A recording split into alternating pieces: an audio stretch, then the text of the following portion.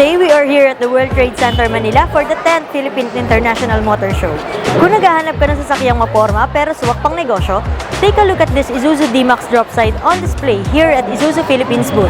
This unit is built on the Isuzu D-Max RZ4E 4x2 single cab manual transmission.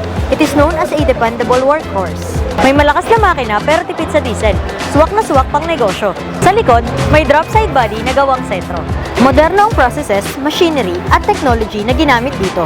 Kaya naman, garantisadong pulido at matibay ang pagkakagawa. Very efficient at madaling gamitin ng side drops. Madaling mag-load and unload. Very flexible for different types of cargo. Pwedeng pang agriculture products, appliances, small construction materials, at iba pa. Para mas practical at mas functional, it comes with a roof rack na pwedeng lagyan ng mga baggage and other cargo para mas ma-maximize ang cargo space. Meron din itong double cob guard, dagdag protection sa cap para maiwasan ang posibleng damage sakaling aksidenteng gumalaw ang cargo habang bumabiyahe. May mapormang front bumper with winch.